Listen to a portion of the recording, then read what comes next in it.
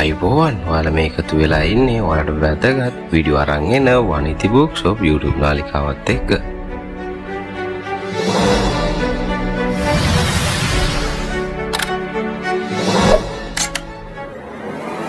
පාසල් ඉලක්ක කරගෙන ගුරුවරුන් ඉලක්ක කරගෙන සංශෝධනය වෙච්ච නීතියක් නෙවෙයි. මේක සමස්තයක් හැටියට දරුවන්ට දඬුවම් දීම පිළිබඳව සංශෝධනයක් තමයි මේ ශාරීරික දඬුවම් පිළිබඳවත් මානසික හිංසනය පිළිබඳවත් විශේෂයෙන් ආයතනගත වෙච්ච දරුවන්, පොලිසිය භාරයේ ඉන්න දරුවන්, පරිවාස භාරයේ ඉන්න දරුවන් මේ සියලු දෙනා ගැන ඉලක්ක කරගෙන කෙරෙන සංශෝධනය. එතකොට මේකේ මීට වඩා පුළුල් අර්ථයක් තියෙනවා. මේක ඇති වෙලා තියෙන සංවාදය තමයි දැන් අපිට දරුවන්ගේ විනය පවත්වාගෙන යන්න බෑ. දරුවන්ට දඬුවම් කරන්නම බෑ. දඬුවම් දෙන එක කොතනින්වත් නතර කරලා නැහැ. විනය පවත්වාගෙන යෑම අපි තහනම් කරලා නැත. හැබැයි අපි සමාජයක් හැටියට හිතනවා නම් දඬුවම් දිය හැක්කේ දරුවන්ට ශාරීරිකව වද හිංසා දීමෙන් තුලින් පමණයි. ඔවුන්ව මානසිකව වට්ටලා පමණයි කියලා නම් එහෙනම් මම හිතන්නේ අපිට කතා කරන්න ගොඩක් දේවල් තියෙනවා. විනය පවත්වාගෙන යෑමට වද හිංසා දීම අත්‍යවශ්‍යයි කියලා හිතන සමාජයක් තුල නම් අපි ජීවත් වෙන්නේ. එහෙනම් අපිට කතා කරන්න ගොඩක් දේවල් තියෙනවා. විනය පවත්වාගෙන යන්න